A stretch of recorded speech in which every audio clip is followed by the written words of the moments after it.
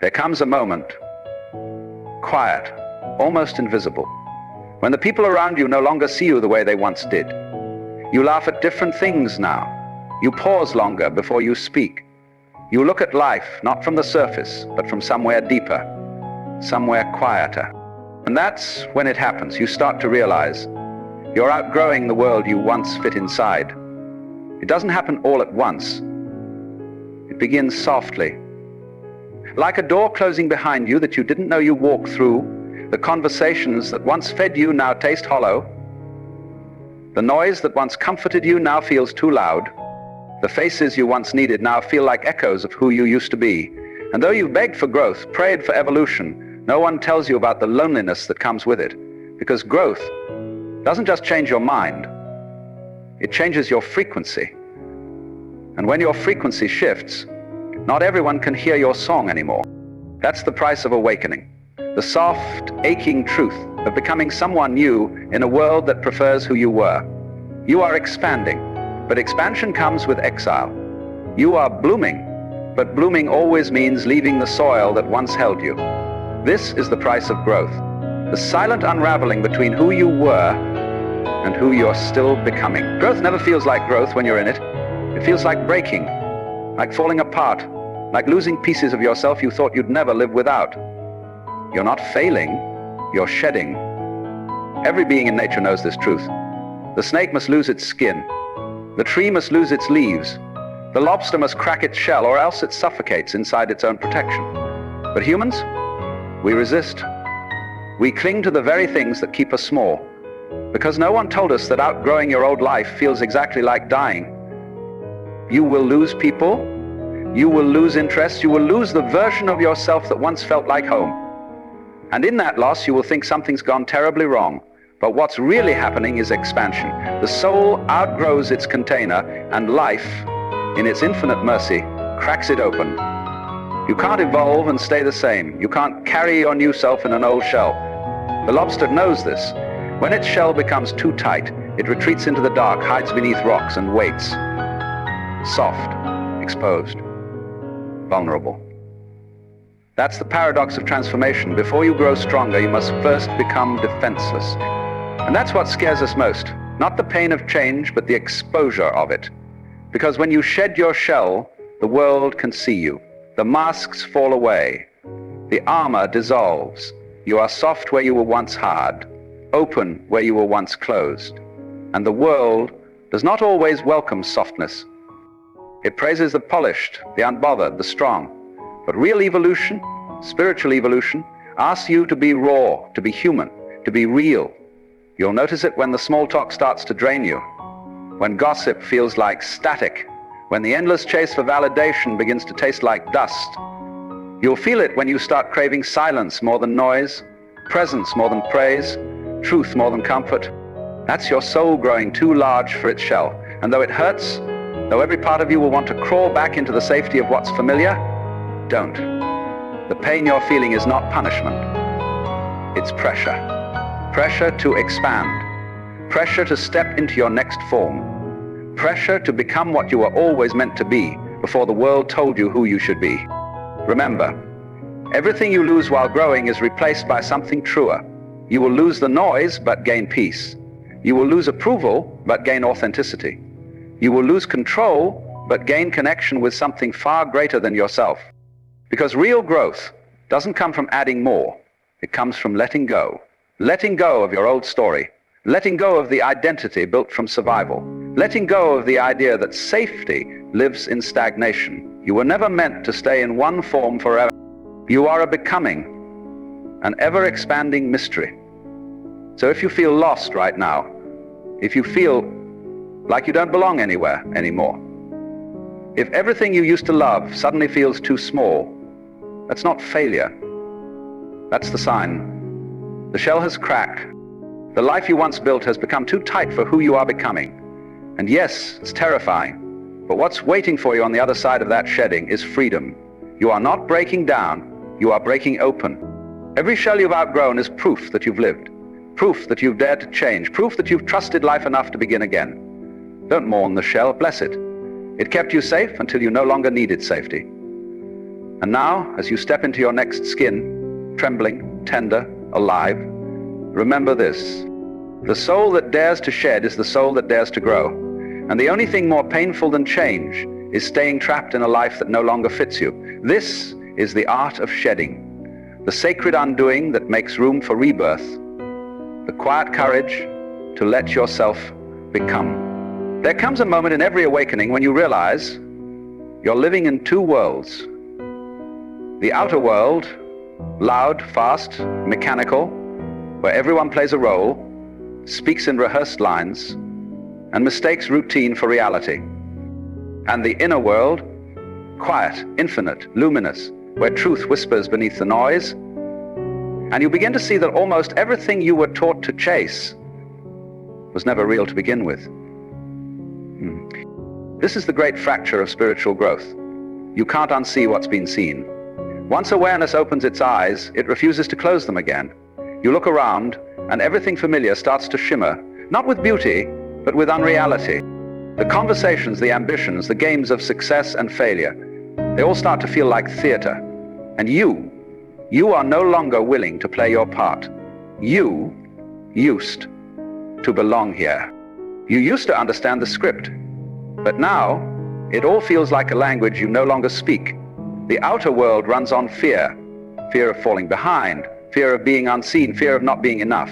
But the inner world runs on something else entirely. It runs on presence, stillness, surrender. It whispers, you are already whole. And that truth, it doesn't fit easily in the marketplace. You begin to notice the split within yourself. Half of you still reaching for what once mattered, and the other half aching for something real. It's like living between two songs, one of noise, one of silence. And in that in-between, you can feel both the beauty and the ache of awakening. Because once you taste truth, illusion becomes unbearable. You can no longer force laughter in hollow rooms. You can no longer pretend you don't feel the emptiness behind endless ambition. You can no longer belong to conversations built from distraction. And so you drift between the world that no longer holds you and the world that is not yet visible. This is the space between stories. One foot in the old, one in the unknown. And though it feels lonely, though it feels like exile, it's not. It's the initiation, the sacred threshold where the self begins to dissolve and the soul begins to speak. You start to hear the deeper rhythm of things, beneath the chaos, beneath the clock, beneath the human noise. You realize that what most people call normal life is simply hypnosis, a trance built from repetition and fear. But you have started to wake up. And awakening always comes with disorientation, because when you stop chasing the things that don't matter, there's a silence left behind. A silence so vast, it can feel like loss. You will try to fill it at first, with old distractions, with new faces, with anything to avoid the emptiness, but eventually you'll see it for what it is. Space. Space for something true to enter. That's the difference between the two worlds. One is built from noise, the other from silence. One is powered by control, the other by trust. One feeds the ego, the other feeds the soul. And slowly you begin to choose differently. You start to crave depth instead of attention, peace instead of validation, connection instead of comparison. You begin to walk slower, speak less, listen more. You begin to understand that enlightenment is not a destination, it's an unlearning, a shedding of the false layers that once made you feel safe. You are not losing your place in the world, you are simply remembering your place in the universe. And yes, you may feel alone for a time, but remember, loneliness is not emptiness. It's the echo of your old life fading away. And what comes next is belonging on a whole new frequency. A place where silence feels like home, and truth, not comfort, becomes the language of your life. You're not between two worlds anymore. You're becoming the bridge between them. The meeting point of heaven and earth, stillness and motion, being and becoming. That is what awakening truly means. To live among the sleeping and yet stay awake. To walk in the world but not be trapped by it. To remember who you are even when everyone else forgets. The moment you begin to awaken, you become dangerous. Not because you harm anyone, but because your presence begins to expose what is false. You stop playing along. You stop pretending. You stop fitting neatly into the story others still believe. And that terrifies people. The world is built on agreement, an unspoken contract of shared illusions. We agree to chase the same goals, to fear the same fears, to wear the same masks. But when you awaken, you break that agreement. You begin to see through the game. And by seeing through it, you stop being controlled by it. That's the real danger. Not to you, but to the world that thrives on sameness. Because when one person steps out of the trance, they make it harder for everyone else to stay asleep. You become a mirror, reflecting truth into places others would rather not look. And instead of gratitude, you'll often meet resistance. They'll say, "You've changed." They'll say, "You're not like before." They'll say it with sadness, with confusion, sometimes even with anger. But what they really mean is, you've stopped confirming their illusion. Your authenticity threatens their stability. Because every time someone dares to live truthfully, it reveals how many are still living in disguise. You won't be celebrated for it, not at first. The path of awakening is not lined with applause, it's lined with misunderstanding. People will misread your silence as arrogance. They'll mistake your peace for distance. They'll call your honesty cold. But you'll know the truth. You didn't change to reject them. You changed because you could no longer reject yourself. This is the danger of difference. The moment you stop betraying yourself to belong, you stop belonging to the version of the world that needs your silence. And yet, that's exactly what the world needs most. People brave enough to stand in their truth even when it costs them belonging. The old you was easy to understand, predictable, familiar, safe. The new you confuse people who are still trying to categorize you by who you used to be. But growth doesn't fit in old definitions. You are not here to be understood, you're here to be real. And being real means risking misunderstanding. You will outgrow conversations that no longer feed your spirit. You will lose friends who only knew how to love your mask. You will feel the ache of standing alone, but you will also feel the freedom of finally standing in truth. That is the paradox of awakening. The more real you become, the less relatable you feel. And yet, the more you lose, the lighter you grow. Because when you stop needing everyone to understand you, you start attracting those who can. And that's when you realize you never lost anyone real. You only lost the versions of people who could exist in your old vibration. The ones who are meant for you, they will recognize your evolution not as distance but as light. They will meet you where you are, not where you were. But until then, there will be a season of silence, a sacred solitude, where you learn that your worth was never measured by who stayed. The danger of difference isn't that others will leave you. It's that you'll finally stop needing them to stay. You'll begin to understand that truth has its own gravity. It draws the right souls and releases the rest. You'll begin to see that solitude isn't punishment. It's protection, a holy space where your energy recalibrates. You'll begin to know that you're not here to fit in, you are here to wake up. And sometimes, awakening means walking alone for a while. But do not mistake that loneliness for loss. It's preparation. Because only when you can stand comfortably in your difference can you meet others who have learned to stand in theirs. So if you feel separate, strange, or unseen right now, don't shrink. Don't apologize for your growth. The discomfort is sacred. It means you're evolving beyond imitation. You're beginning to live as yourself, not as an echo. And that, no matter how it looks from the outside, is the most dangerous and beautiful thing you could ever become. There comes a time in your awakening when you learn to wear two faces, one for the world and one for your soul. You smile, you nod, you play your part, all while something vast and silent stirs beneath the surface. You've seen too much to go back, but you've changed too much to be fully seen. This is the double life, the quiet ache of being awake in a world that's still dreaming. You speak carefully now, you measure your words not out of fear, but out of mercy, because you know most people aren't listening to understand. They're listening to confirm. And the truth you carry no longer fits the small talk of the surface world. So you begin to hide your depth behind gentle silence. You let others talk about the weather while you're quietly watching the storm inside them. You see through the masks, but you no longer need to tear them away. You hear the noise, but you no longer need to argue with it. You learn to live in both worlds, the visible and the invisible, without belonging completely to either. That's the quiet mastery of awakening, knowing the truth and still being kind to those who don't. But it isn't easy. Some days the split between your inner and outer life feels unbearable. You'll laugh when you don't feel like laughing. You'll agree when you don't believe. You'll shrink yourself just enough to keep the peace. Because being real in a world that rewards performance can feel like exile. You'll wonder, is it better to pretend or to be alone? And the answer will depend on the day, because this double life, this dance between truth and tolerance, is part of the passage. The old you learned how to survive by fitting in. The new you is learning how to exist by standing out quietly. You don't belong to illusions anymore, but you still live among them. You hold conversations with people who speak from ego while you're listening with your soul.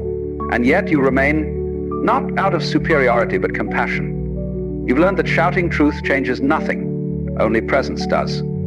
So you carry light silently, not as a performance, but as an offering. You become the stillness in a noisy room, the calm in the chaos, the pause between someone else's breath. That is what it means to live the double life, to hold a secret understanding the world isn't ready to hear, and to love it anyway.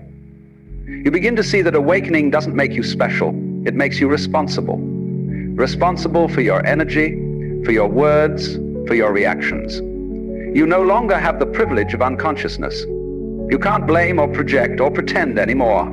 The awareness you've earned demands truth, even when it costs you comfort. And sometimes that truth is silence, because not every truth is meant to be spoken. Some are meant to be lived. You begin to see the sacred in disguise, the divine hiding inside every ordinary moment, the laughter of strangers, the sound of rain, the small kindness no one else noticed. You start to realize that you don't need the world to wake up for you to stay awake. The double life doesn't end in pretending. It ends in peace. You learn to move through both worlds with grace, to hold your truth like a secret flame, unseen but unwavering. You no longer need to convert anyone, convince anyone, or prove anything.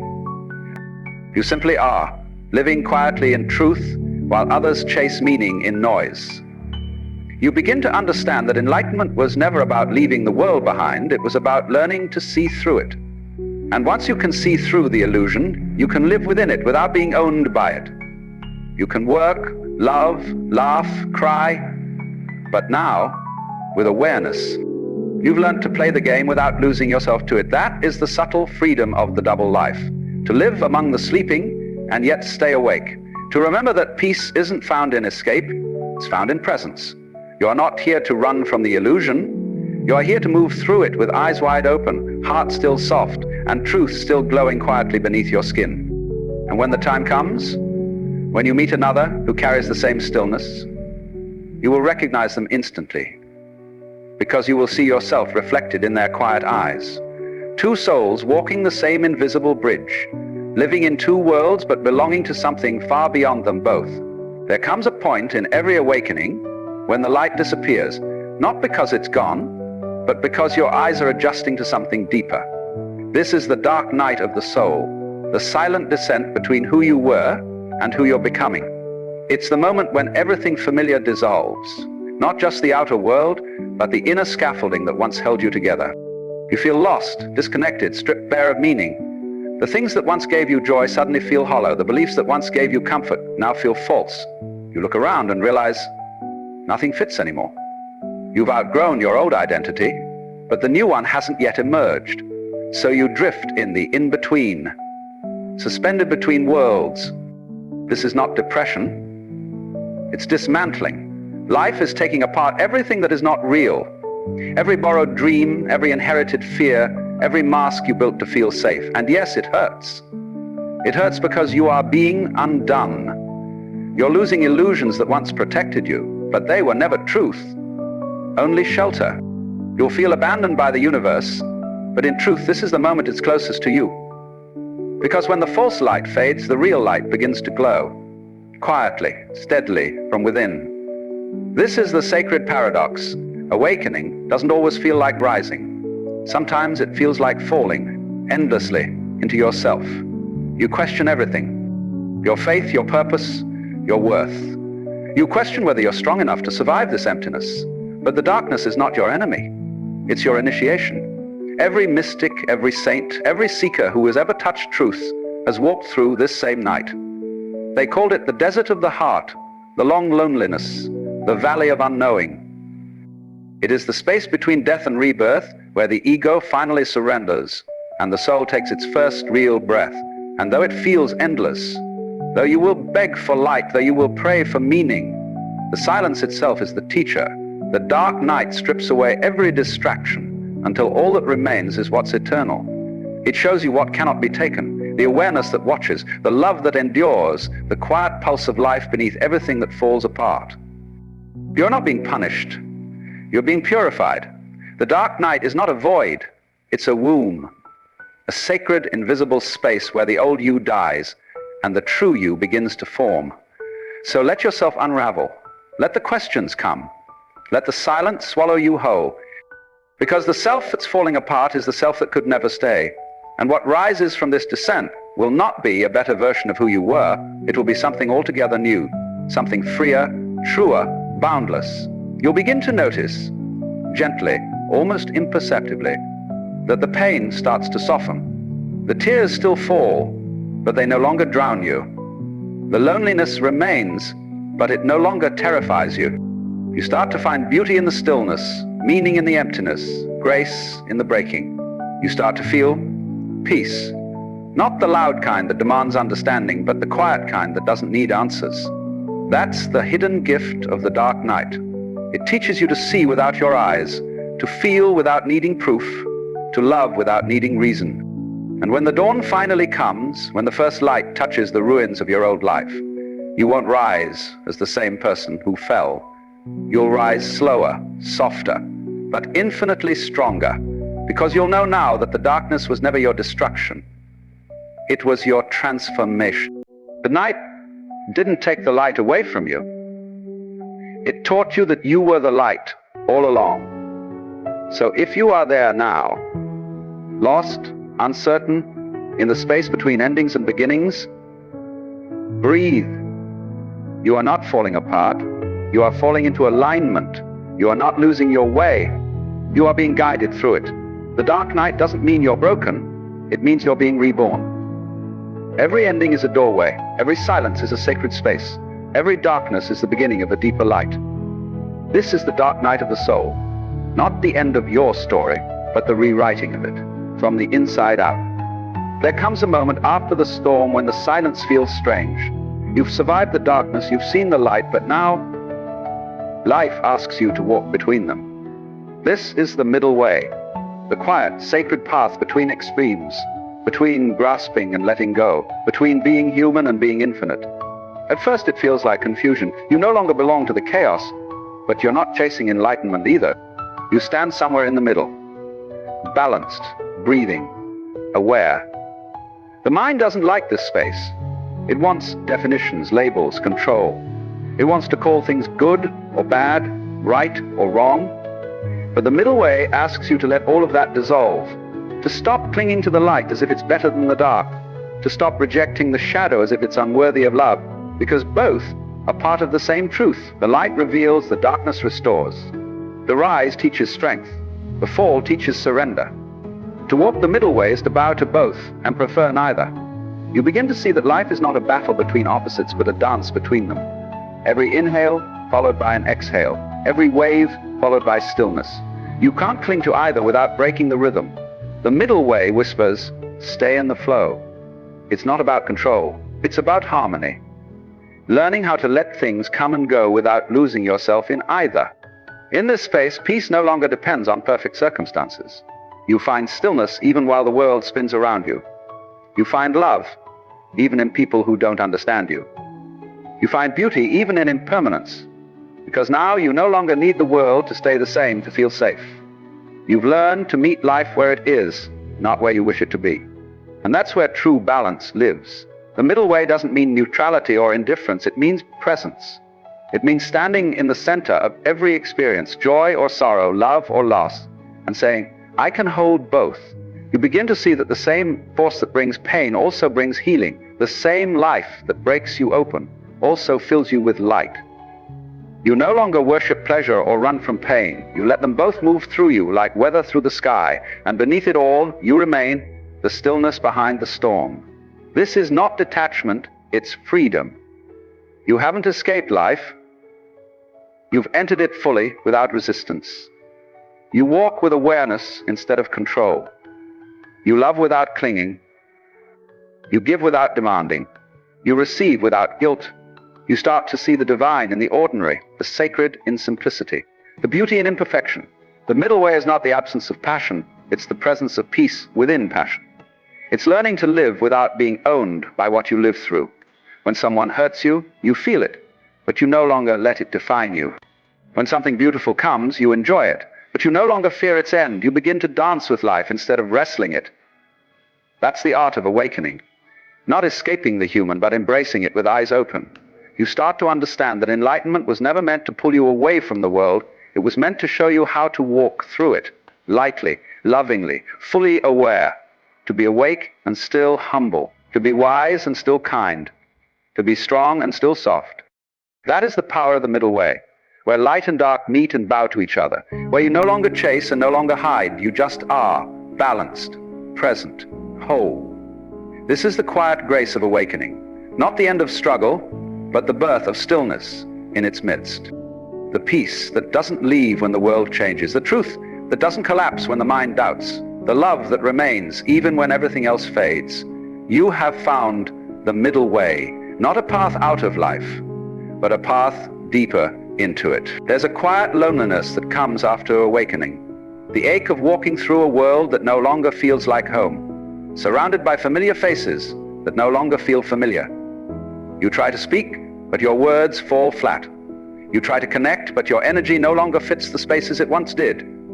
You wonder if you'll ever belong again. This is the loneliness of expansion, the space between the old tribe and the new one. But here's the secret. Your new tribe isn't found by searching. It appears when you stop pretending. Because the souls meant for you, they don't meet you through your mask, they meet you through your truth. The moment you stop dimming your light to be understood, you start to attract those who see it and remember their own. It's not coincidence, it's resonance. The universe rearranges itself to match your frequency. Every time you outgrow an old circle, it's not rejection, it's realignment. You're being guided toward those who speak the language of your becoming, but first, you must pass through solitude, the sacred waiting room of transformation. You'll feel the urge to fill the silence, to run back to what's comfortable, to water yourself down just to feel connection again. Don't. Let the silence do its work. Let the space between you and others become fertile ground for something new. Because in that stillness, you are being magnetized to the ones who will see you, not the version you show, but the truth you are. The ones who won't fear your depth, the ones who won't flinch at your light, the ones who understand silence as conversation. They are out there, walking their own lonely paths, shedding their own shells, whispering to the same moon, wondering if they're the only ones. And when the time is right, your paths will cross, not by effort, not by chance, by alignment. You'll recognize them instantly, not by name, but by energy. A simple glance, a few words, and you'll feel it. The quiet knowing that says, ah, there you are. You'll feel it in the calm between sentences, in the way their presence feels like remembering. You'll speak without fear of being too much, too deep, too honest, because they've swum those same depths too. You'll laugh together about the illusion of separation, cry together about the beauty of the human mess, sit together in silence that feels like prayer. These are your people, your new tribe. You didn't find them, you became the version of yourself that could meet them. The frequency of your truth called them home. And when they come, you'll understand why everyone else had to fall away. Because you cannot meet your true tribe while pretending to be someone else. You cannot receive real love while hiding your real self. The ones meant for you will not be threatened by your growth. They'll celebrate it. They'll remind you that you are not strange, just rare. That you are not broken, just open. And that your solitude was never a punishment, it was preparation. So if you're in that quiet in-between right now, walking alone, doubting if you'll ever belong again, hold on. You are not being abandoned. You are being refined. Every person you lose creates space for a deeper connection to arrive. Every silence you endure becomes the soil where sacred companionship begins to grow. Your people, your tribe, they will find you.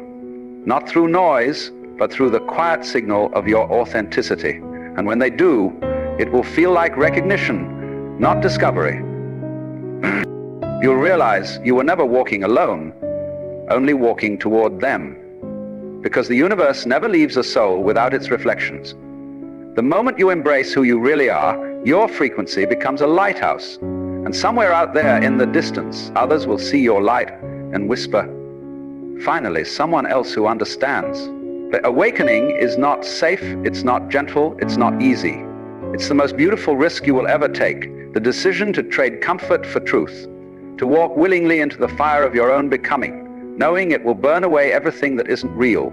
People romanticize enlightenment, talk about peace, stillness, bliss, but no one tells you that the light arrives by dismantling the false. And that's never painless. Because awakening doesn't hand you serenity, it hands you honesty. And honesty asks for everything. You'll lose your illusions, your masks, your need to be liked, your attachment to being understood. You'll stand naked before life, trembling, raw, unguarded, and somehow freer than you've ever been. Because the truth doesn't always comfort you, but it always liberates you. The beautiful risk of awakening is that you will never fit inside the smallness you once called home. You will never again be able to live half asleep. You will feel everything more deeply. The pain, the joy, the love, the loss, all of it will pierce you and cleanse you in equal measure. And yet this is the paradox. Awakening doesn't make life easier, it makes it truer. You will cry more often, but you will also laugh more freely. You will ache more deeply, but you will also love more honestly. You will lose more, but every loss will feel like grace. Because now you see through everything. And in that seeing, you finally belong to everything. The beautiful risk is that you can no longer unsee. You'll notice the pain in people's eyes even when they're smiling. You'll feel the energy behind their words even when their voices sound kind. You'll see the suffering beneath success, the loneliness behind laughter, the fragility behind power. And that awareness will break your heart open again and again, until it becomes the very source of your compassion. That's the hidden gift of awakening. It makes your heart vast enough to hold contradictions. You stop needing life to be perfect in order to love it. You begin to understand that beauty and pain were never enemies. They were dance partners all along. And that's when you realize the risk was never about losing others or losing your place in the world. The real risk was that you might finally find yourself. Because awakening asks for everything false, but in return, it gives you back what's eternal. The self beneath the story, the soul beneath the name, the consciousness that's been quietly watching since the beginning. You'll start to see that your journey was never about becoming someone better. It was about unbecoming everything you are not. Awakening doesn't make you superior, it makes you transparent. The ego fades. The need to prove dissolves. You no longer chase love, you radiate it. You no longer grasp at purpose, you become it. You live lighter. You forgive faster, you trust deeper. Because now you understand that everything that happens, even the heartbreaks, even the failures, are not punishments, but invitations. Every ending leads you closer to authenticity. Every loss is a doorway to truth. Every pain is a teacher disguised as chaos. And that's the beauty of this risk.